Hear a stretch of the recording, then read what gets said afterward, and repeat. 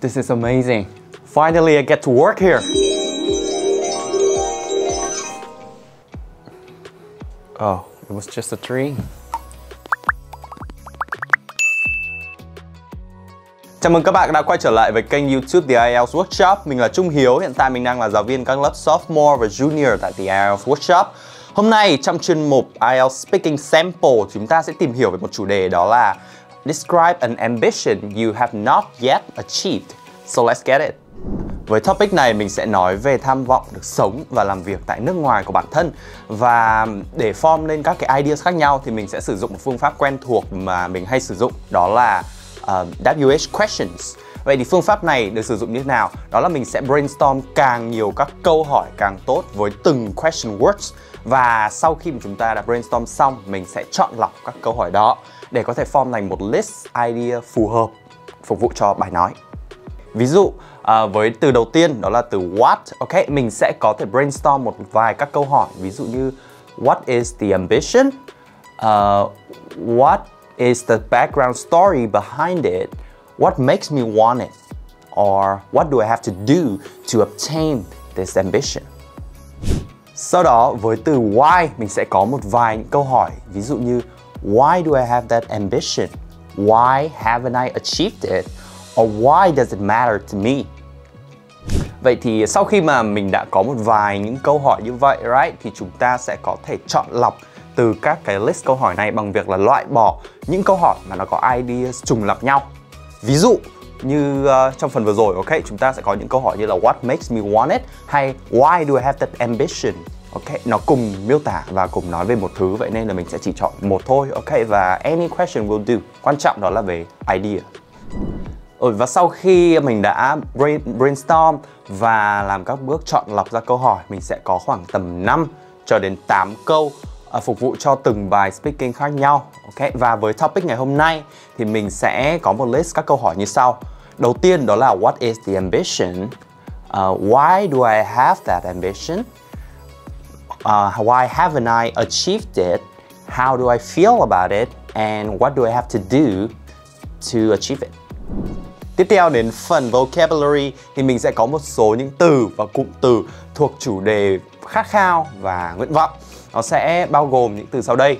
Đầu tiên là to aspire to do something, và danh từ của nó là aspiration. To desire to do something, to long for something, hay to strive for something. Sau đây sẽ là phần IELTS speaking sample của mình, mọi người cùng theo dõi nhé. One of my biggest aspirations is to be able to live abroad for a certain period of time.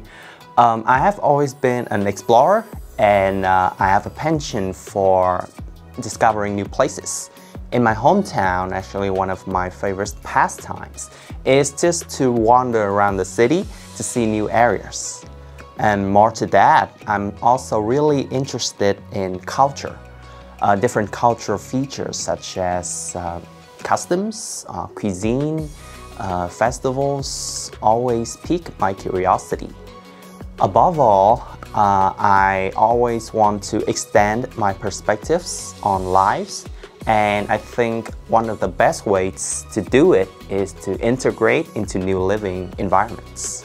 So therefore, I have been longing for an opportunity to live and work overseas for quite a while, but it hasn't come yet. And the reason for that, one reason for that, I think, is I haven't really settled on what I would do if I were to live overseas. One of the most viable options for me is probably to take a postgraduate course, and I haven't really decided on which field I'm going to study. I want to start applying for an overseas course by the end of next year, so hopefully I will have things figured out by then, and in the 3-year span I can fulfill my ambition of relocating to a different country. And that's all I want to talk about.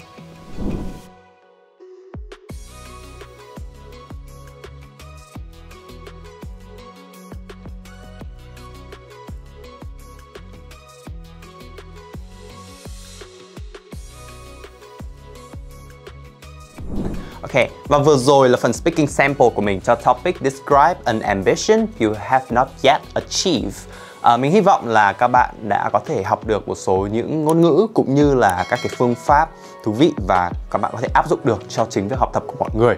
Và mình là Trung Hiếu, giáo viên tiếng IELTS Workshop. Hẹn gặp lại mọi người vào các video tiếp theo. Và trong năm 2022 này thì hãy cùng The IELTS Workshop nhẹ nhàng cán đích IELTS. Goodbye guys!